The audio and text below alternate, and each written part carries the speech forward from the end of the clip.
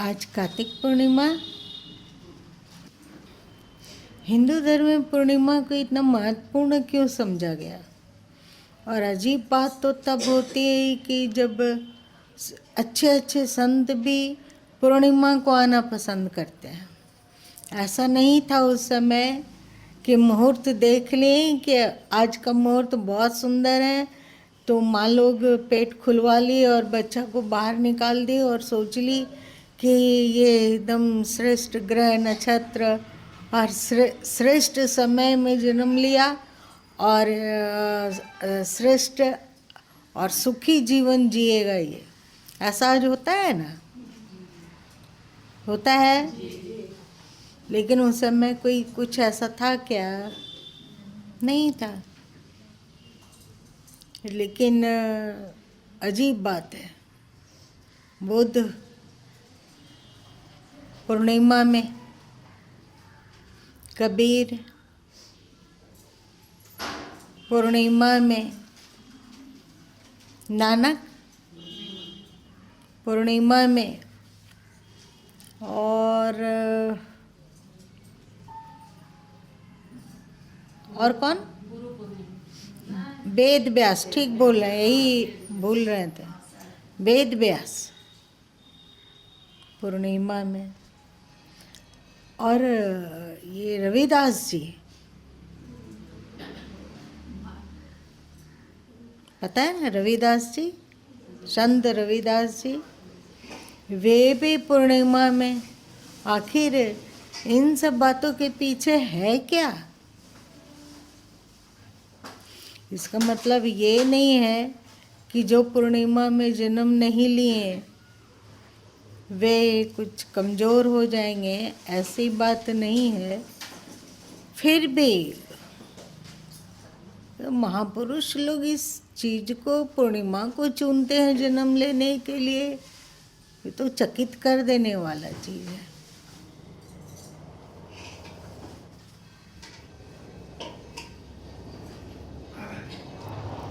और एक और मज़ेदार है कि जिन जिन संतों का भी नाम लिया गया वे सबके सब गृहस्थ संत हैं या विरक्त संत हैं? ठीक है कि गुरु नानक देव जी और रविदास जी लोग पहले गृहस्थ थे, परंतु अपने उत्तरार्ध जीवन में वे संन्यास्त हो गए थे या गृहस्थ आश्रम का पालन कर रहे थे? तो वे संन्यास्त हो गए थे। मतलब त्याग वृत्ति का प्रमुखता पूर्णिमा में रहा है, ये ना। अब ये बताओ कि फिर कृष्ण और राम अथवा गुरुमा जैसे अन्य बहुत सारे संत पूर्णिमा को नहीं चुने, इसके पीछे क्या है?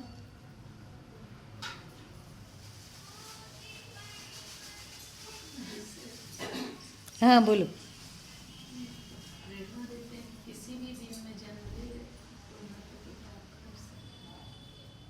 बोलो और कोई? ये ठीक ही बोली है।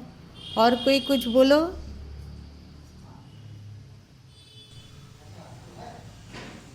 ऐसा हो सकता था कि फिर लोग पूर्णिमा को ही अधिक महत्वपूर्ण समझने लगे।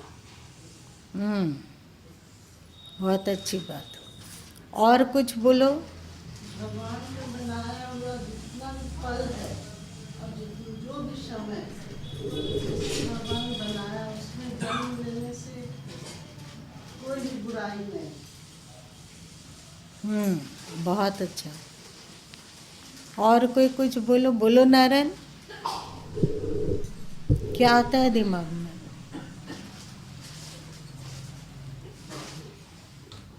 पूर्णिमा को तो महत्व दिया जाता है, परंतु ऐसे भी किसी भी दिन जो पुण्यत्व संत होते हैं वे अगर आते हैं तो एक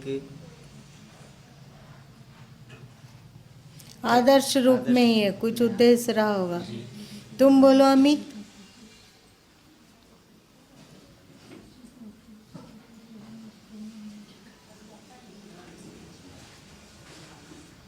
जल्दी जल्दी समय उड़ते जा रहा है। कबीर साहब कहे तो वाणी माँ दिन सभी शुभ दिन है, वार सभी शुभ वार। तो फिर किसी भी दिन अगर अवतार हुआ है या धरती पर उनका जन्म हुआ है, फिर वो खुद से यहाँ पर उस दिन को शुभ बना देते हैं, उस दिन को अच्छा बना देते हैं। फिर चाहे वो पूर्णिमा हो, नवमी हो, अष्टमी हो या चतुर्दशी हो। बहुत अच्छा। आप बोलिए प्रकाश जी।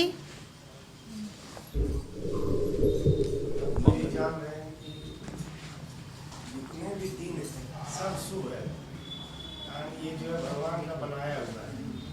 अब इसी में से लोग अपने अपने सभी धर्म के, कोई शुक्रवार को चुन रहे, कोई सोमवार को, कोई गुरुवार को, लेकिन सब दिन शुभ है। सदगुरु साहब की भी बानी भी है, सब दिन शुभ दिन है, सब वार शुभ वार, भद्रा तबहि लागहि। भूला सिरजन। लेकिन एक और बात बताते हैं तुम लोग को, आप लोग जितने जन बोले हैं सब परफेक्ट बोले हैं, सब सही बोले हैं, ऐसा नहीं कि कोई उसमें न्यूनता है, सब कुछ सही है। परंतु सोचो कि राम कृष्ण और गुरु माँ इत्यादि पूर्णिमा में आते हैं तो संन्यास्त होते हैं, उनके लिए विरक्ति सब कुछ होती। तो तुम लोगों का माँ बाप बन के कैसे ममता तुम लोगों को मिलती। गुरु माँ मतलब तब इस उसी दिन आने पर तो विरक्ति प्रमुख हो जाती। तुम लोग जियो मरो अपना भाग्य से करो, ममता होता ही नहीं, विरक्ति सरोपरि होती। कोई किसी का नहीं है, कुछ नहीं है, ना कोई साथ आता है ना कोई साथ जाता है। तो वो दिन वाला मज़ेदार होता है कि अभी लगता है कि नहीं हमारी गुरु माँ है, गुरु के साथ माँ जुड़ गया है। और जो भी अगर बहुत ध्यान से देखेंगे तो प्रतीत होगा कि ममता भी उनके हृदय में सबके प्रति है। तो बताओ अच्छा किए कि बुरा किए।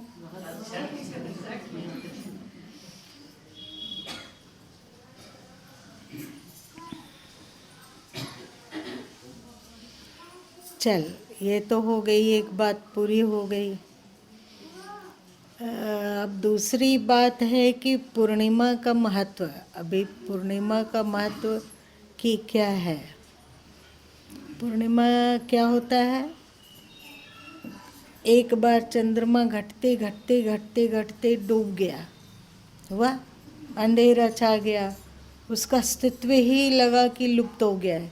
अमावस को ऐसा होता है ना, ढूंढने पर उसकी छाया भी नहीं दिखती है, दिखती है कि यहाँ पर चंद्रमा का गोल है, कुछ नहीं दिखता है। फिर उतना पतन होने के बाद भी, मतलब कला शून्य होने के बाद भी चंद्रमा हिम्मत नहीं हारता और क्या करने लगता है, धीरे धीरे अर्जित करता है और अपनी पूर्णता की ओर जाने लगता है।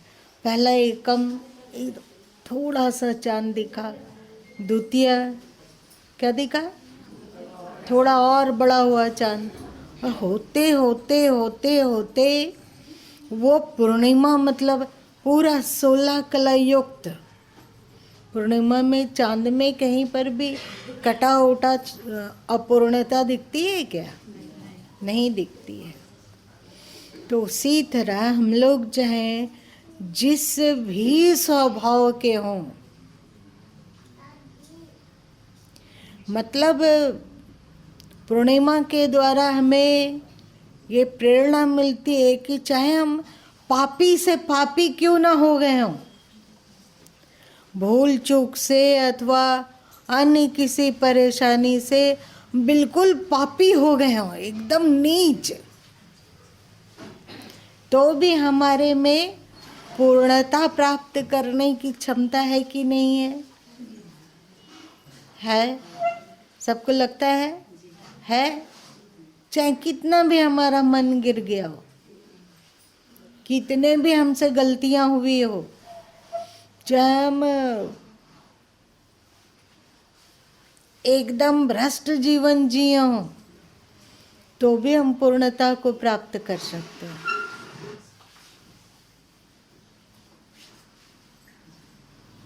ऐसा प्रतीत होता है?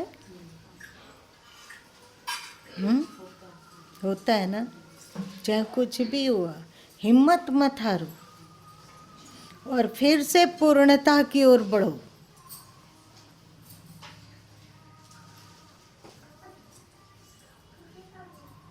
और पूर्णता को प्राप्त करके सर्व कला संपन्न पूर्णिमा बन जाओ। सर्व कला संपन्न क्या होगा?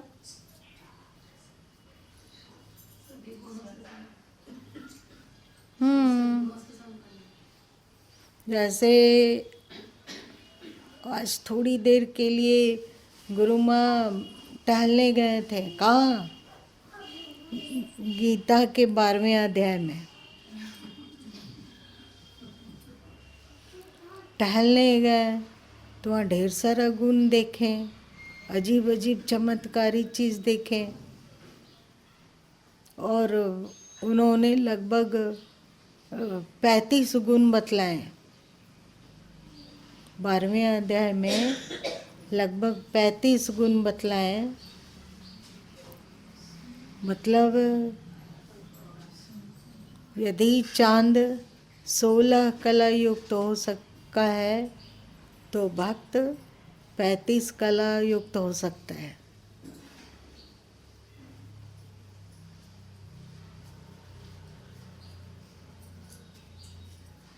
क्या लगा? पचा नहीं?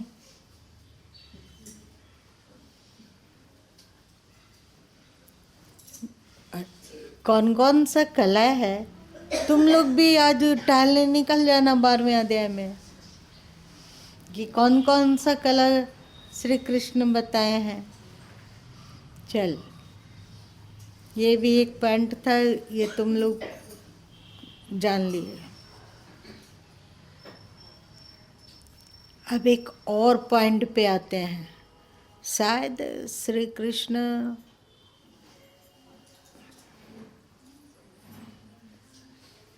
ये 11वें अध्याय में या कहीं पर कहे हैं, अब जानन्ति मां मूढ़ः मानुष, और बोलो तनुमाश्रितम, है ना? हम मूर्ख लोग जान लिया कि भगवान एक मनुष्य है।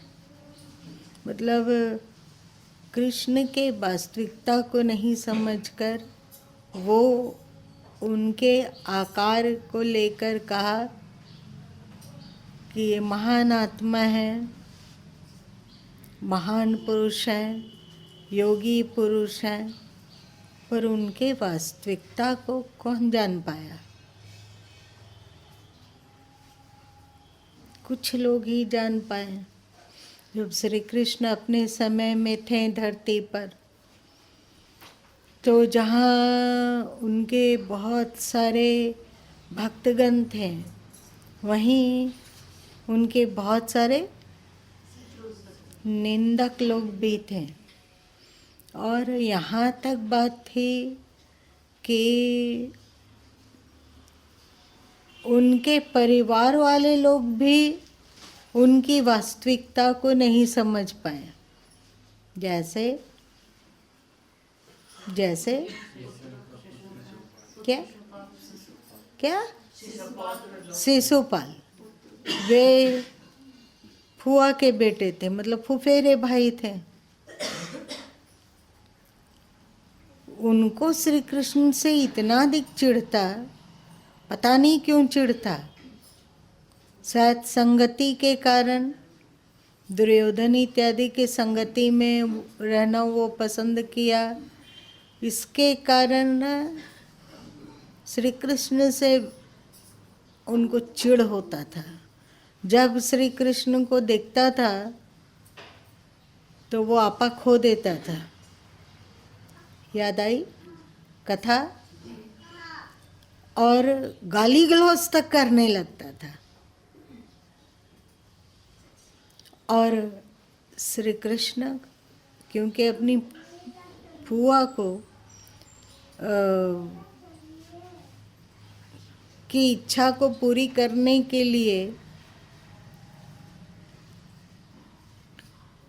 वचन दिए थे कि मैं 100 गालियों तक शिशुपाल को कुछ नहीं कहूँगा। याद आई ये सब कथा? और जब 100 गाली बक लिया एक ही सभा में, सोचो कितना चिढ़ता रहा होगा कि पूरा 100 गाली एक ही सभा में, कुछ कुछ कुछ कुछ क्या नहीं आरोप लगाया, क्या नहीं बेवहियात की बात बोला।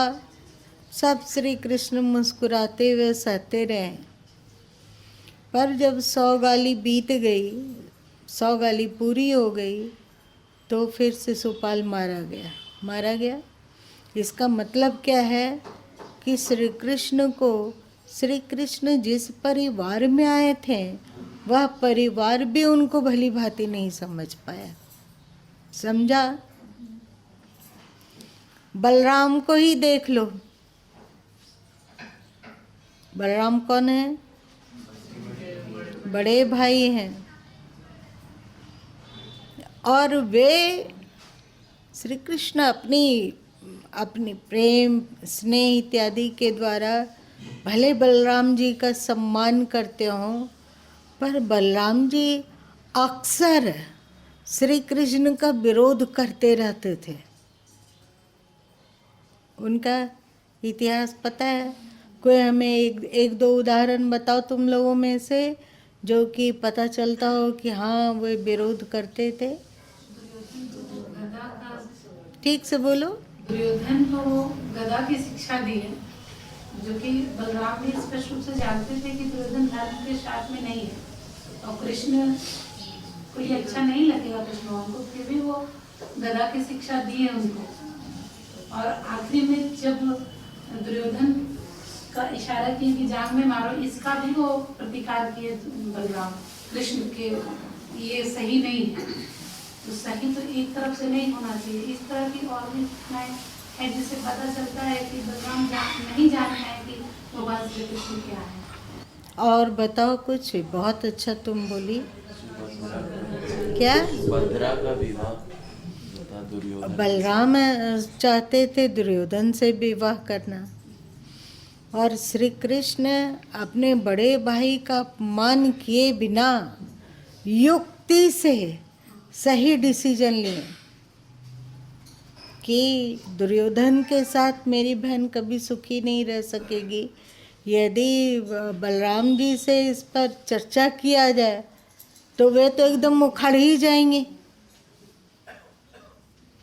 और मारकाट मचा देंगे कि बस मैंने ही कह दिया कि इनका विवाह दुर्योधन से होगा तो होगा तो होगा।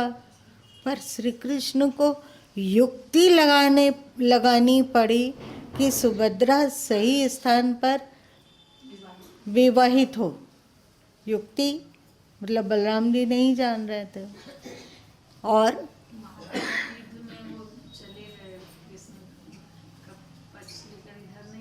पहले श्री कृष्ण को बहुत कहें कि तुमको इसमें पढ़ने का जरूरत नहीं है, तुम हटाओ, निकलो यहाँ से।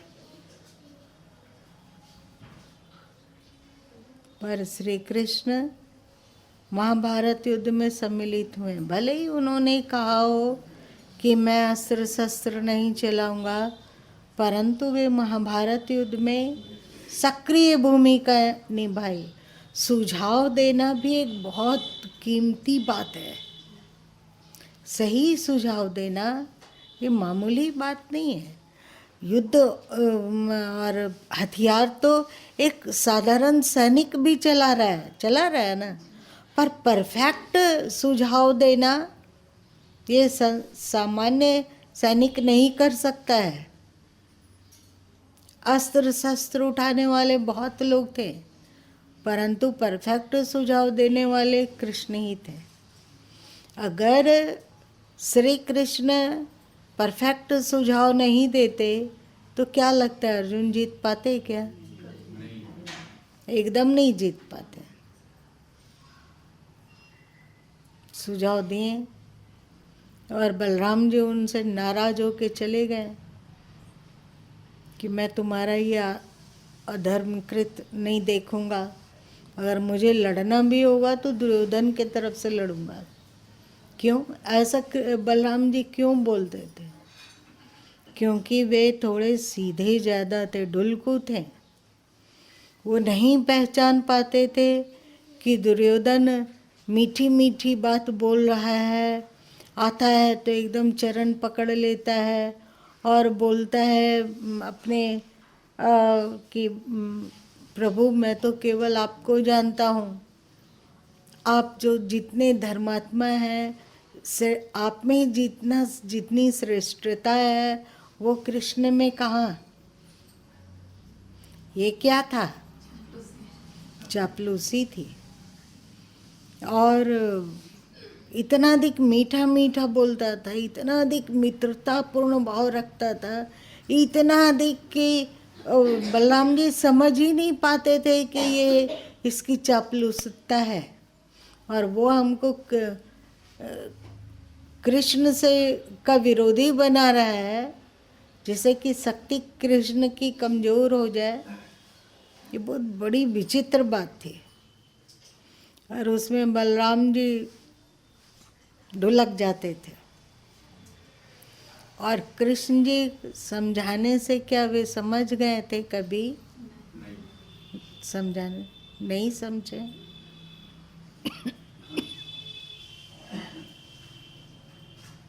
मतलब कृष्ण के समय में उनके परिवार वाले भी बहुत आयत थे जो उनको नहीं पहचान पाए कि ये क्या है ना? नहीं पहचान पाए। कंस मामा थे और उनके और की बात जाने दो, मामा पोपेरा भाई ये सब जाने दो। उनके जो बच्चे थे सांब वगैरह, वे भी कृष्ण को अपमानित करते थे। अगर कृष्ण कह देते थे कि मांसाहार मत लो, नशा मत करो, तो उनके बच्चे बागी होते थे। अंतिम में शराब पी कर ही ना उनके परिवार वाले लोग आपस में लड़े। कृष्ण का कुछ नहीं चलने लगा था, परिवार में भी नहीं। और कृष्ण कुछ बोलते थे, बच्चा लोग कुछ करता था। वे बोलते थे कि ऋषियों का, संतों का सम्मान होना चाहिए, और उनके बच्चे क्या करने लगे? संत लोग का मजाक उड़ाने का कोई अवसर नहीं छोड़ते थे, है ना? ये तो कहानी सब जानते हो। सोचो जब कृष्ण इस धरती पर थे, उस समय भी बहुत सारे लोग थे जो उनके आलोचक थे और उनके विपरीत कार्य करने में अपनी बहादुरी समझते थे, है ना? वैसे ही बहुत सारे पूर्ण संत हुए हैं, जैसे बुद्ध, वे पूर्ण संत के रूप में धरती पर आए। तो क्या लगता है सब कोई उनको पहचान लिया कि ये सर्वकला संपन्न है, सर्वकला संपन्न है और अति श्रेष्ठ है? उनको सब कोई पहचाना? नहीं पहचाना। बाद में फिर बुद्ध की महत्ता बढ़ते गई, लेकिन जब तक वे जीवित रहे उनको कौन समझा? कुछ लोग समझे, कुछ लोग नहीं भी समझे। और महावीर स्वामी, जब महावीर स्वामी थे धरती पर, तो कितने लोग थे जो उनको पूर्ण समझ पाए, पूर्ण कला युक्त, पूर्ण कला मतलब अधिकतम हमारे में जो संभावना है, अधिकतम हम लोगों के भीतर संभावना छुपा हुआ है कि नहीं छुपा हुआ है। तो हम लोगों के भीतर जो उच्चतम और अधिकतम संभावना है, उस उच्चतम और अधिकतम संभावना के जो पुष्प हैं, जो वहाँ तक पहुँचे हुए हैं कि उनमें जो संभावना थी उसको वे पूर्ण विकसित कर लिए। वे पूर्णिमा नहीं बने, सर्वकला संपन्न बने, परंतु जीवन काल में उनको कितने लोग पहचाना। महावीर स्वामी का तुम लोग सुनते हो कि उनके कान में कील ठोक दिया गया, है ना। और महावीर जी के समय में भी ऐसा हुआ है और बुद्ध के समय में भी ऐसा हुआ है कि उनके शिष्य समुदायों में से कोई एक अगुआ बना और शिष्य समुदायों में से 500 शिष्य समुदायों को तोड़कर वे महावीर से अलग होकर अपना पंथ चलाने का सोचे। मतलब 500 लोग प्रभावित हुए। क्या उनका नाम था वो जो कि उन लोगों को बरगलाएं और क्या, नहीं अभी दिमाग में नाम नहीं आ रहा है। वे 500 शिष्यों को लेकर अलग हो गए और एक अपना अलग मत पंथ बनाए। इतना अधिक निंदा किए हैं वे लोग महावीर स्वामी का, इतना अधिक निंदा किए कि 500 लोग प्रभावित हो गया और उनको लगने लगा कि सच में महावीर भ्रष्ट है। इतनी निंदा किए हैं वे, इतना लोगों का दिमाग वाश किए कि 500 लोगों को लगने लगा कि सच में महावीर स्वामी भ्रष्ट है। और 500 मतलब एक बहुत बड़ा जत्था को लेकर महावीर स्वामी से अलग हो गए वे लोग और अपने तरीके से जो उनका अगुआ बना था, जो उल्टी सीधी पट्टी पढ़ाता था, और जीवन जिए, कैसे जिए, किस नरक में अभी हैं वो तो पता नहीं चला। परंतु तुम लोग तो जानते हो कि उन लोगों का हित नहीं हुआ होगा। हित हुआ होगा? नहीं हित हुआ होगा। सदगुरु कबीर साहब के समय में जहाँ उन्हें पूर्ण संभावना का साकार विग्रह समझने वाले थे, वहाँ क्या निंदक लोग नहीं थे? थे ना। ये क्या दुर्भाग्य है कि जब तक संत जीवित हैं तब तक आप उनकी निंदा करते हो, उनको पहचानते नहीं हो, उनको एक सामान्य सा इंसान देखते हो कि ये एक जैसे हम लोग हैं।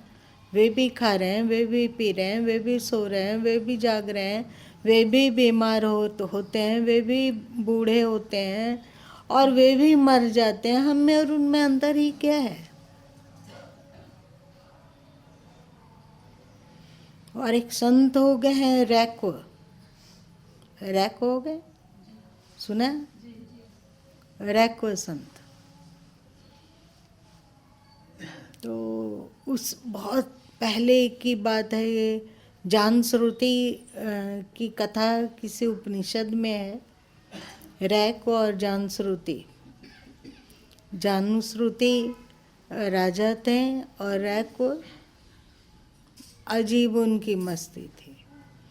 वे कहीं जाते थे तो गाड़ी पे जाते थे। उस समय कौन सी गाड़ी थी?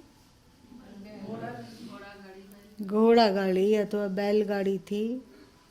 आराम से जब उसमें कोई मिल जाता था, ग्राहक मिल जाता, सवारी मिल जाता, तब तो वे सवारी को बैठाते थे और उसे जो उसका मेहनताना था वो लिया करते थे, रैको मुनि, और उसके द्वारा अपना जीवन निर्वाह चलाते थे।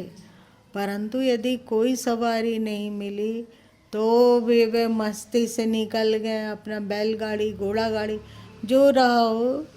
चर्चा है कि वे बैलगाड़ी पे चला करते थे, बैलगाड़ी में घूमते हुए किसी गांव तरफ निकल गए, किसी और भी निकल गए, और वहाँ पर किसी पेड़ के नीचे आराम से बैठे रहते थे और मस्ती में डूबे रहते थे। उस समय उनको बहुत ही फैशनेबल संत माना जाता था। मतलब संत के रूप में उनकी प्रसिद्धि थी नहीं, सबको समझता था ये बड़ा ही आधुनिक विचार का है, क्योंकि उस समय बैलगाड़ी पर चलना आधुनिकता थी। ये उस समय की बात है। ये तो अजीब है, कभी पैदल चलते दिखते ही नहीं है, हमेशा उनको सवारी चाहिए, मस्ती से अपना फैशन करते हुए, फैशन मतलब बैलगाड़ी पे चलना। और इसकी लंबी कहानी है, जाने दो। उस समय उनको कितने लोग जाने कि ये पूर्णिमा है, एक आसमान का पूर्णिमा, उसको तो हम लोग आसानी से पहचान लेते हैं कि आसमान का पूर्णिमा उदय है आज, पहचानते हो ना। परंतु इस धरती पर भी कुछ पूर्णिमा है, कितने लोग पहचानते हैं?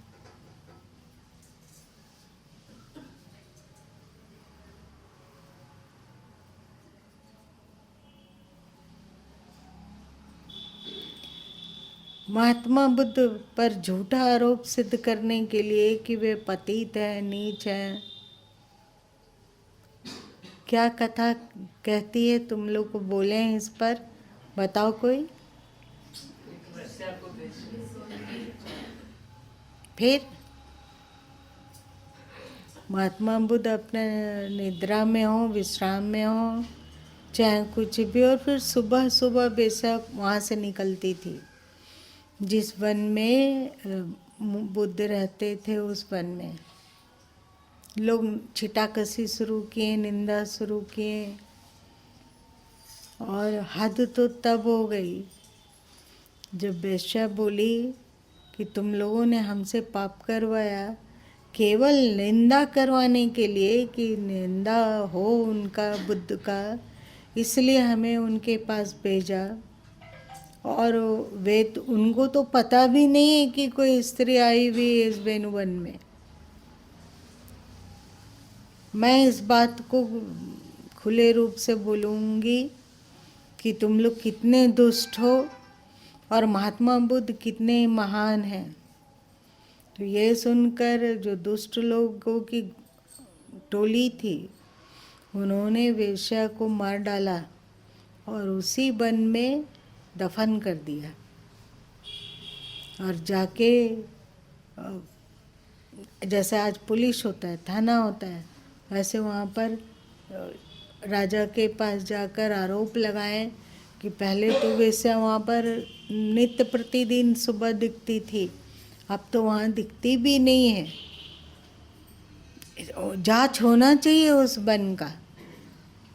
जांच होते होते एक जगह वो चंडाल चौकड़ी रुक गई और बोली कि ये तो यहाँ मिट्टी ढीली है, देखना चाहिए कि यहाँ कुछ है क्या, क्योंकि गाड़े तो वहीं उन्हीं लोग थे। और जब उस गड्ढा को में से मिट्टी को हटाया गया तो देखते हैं कि वेश्या मृत पड़ी हुई है। सोचो, आज महात्मा बुद्ध को भगवान बुद्ध लोग कहते हैं ना, लेकिन उनके जीवन काल में कितने लोग पहचान पाए कि ये धरती के पूर्णिमा है।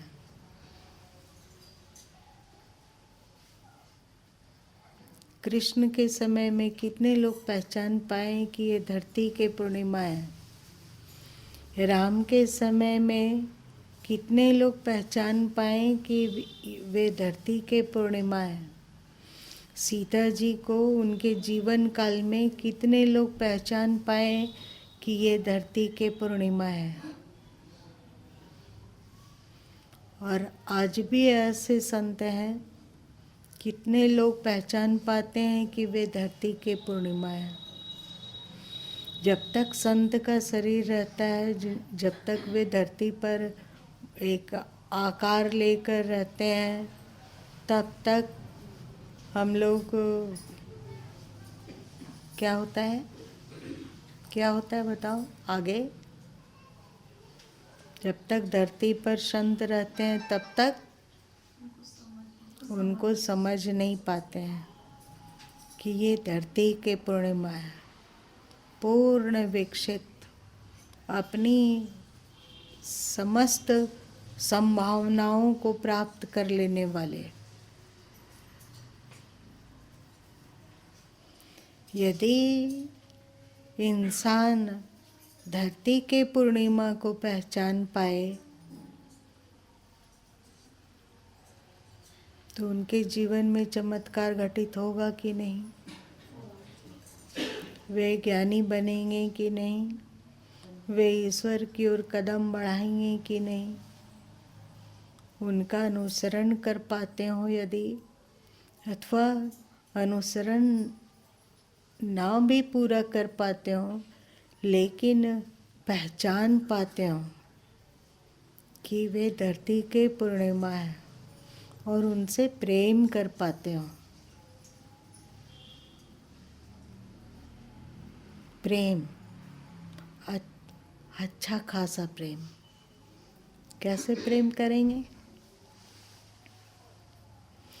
उनके प्रति, धरती के पूर्णिमा के प्रति यदि हमारी भक्ति हो और उनकी स्मृति होते के साथ ही हृदय प्रेम से विभोर होने लग जाता हो, तो सोच लो कि तेरा आज नहीं तो कल, कल नहीं तो परसों आप भी उस स्थिति को प्राप्त करोगे जिस स्थिति को धरती के पूर्णिमा ने प्राप्त किया है। मतलब तुम लोग अभी कोरोना वायरस वाला सुन रहा है ना, कि कोरोना पेशेंट के नज़दीक जाने पर आप भी कोरोना पेशेंट बन सकते हो। चाहे कितना भी मास्क लगा लो, चाहे कुछ भी कर लो, यदि कोरोना पेशेंट वाले लोग के संगति में रहोगे तो तुम भी कोरोना पेशेंट बन जाओगे। दूर रहो। कितने गज की दूरी? 2 गज की दूरी, दूर रहो।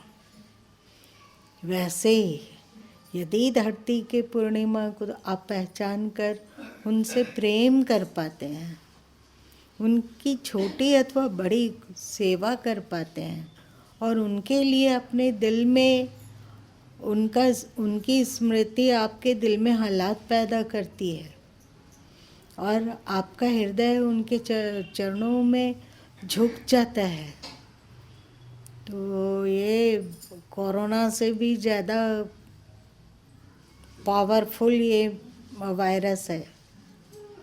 अगर ऐसा हो पाता हो तो एक ना एक दिन हो सकता है कि इस जन्म में आपकी यात्रा अधूरी रह जाए, क्योंकि उतना प्रेम नहीं कर पा रहे हो जितना कि धरती के पूर्णिमा से होना चाहिए।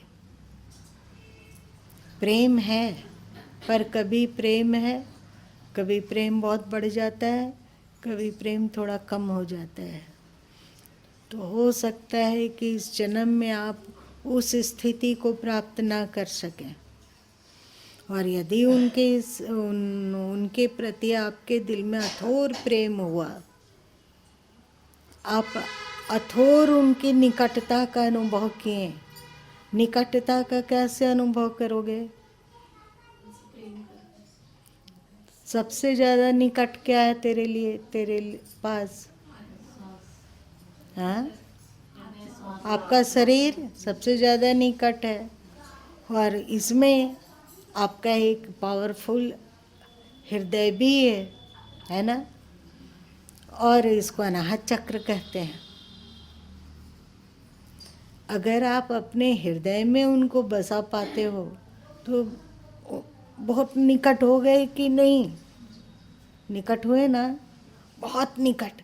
अगर इतनी निकटता सद गई तो इसी जन्म में वो उस स्थिति को प्राप्त करोगे जिस स्थिति में वे हैं।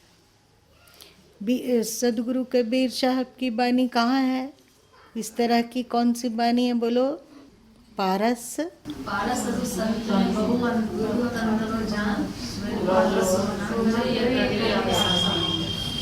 बस यही है। इसलिए ये आकाश वाला पूर्णिमा है ना, वो निर्जीव है। आप उतना उनका सम्मान कर रहे हो, ये आपकी संस्कृति है, इसलिए सही है, ये गलत बात नहीं है। परंतु यदि धरती के पूर्णिमा को आप पहचान पाओ और उतना वो आसमान वाले पूर्णिमा इतना जुड़ाव कर लो तो मालामाल हो जाओगे।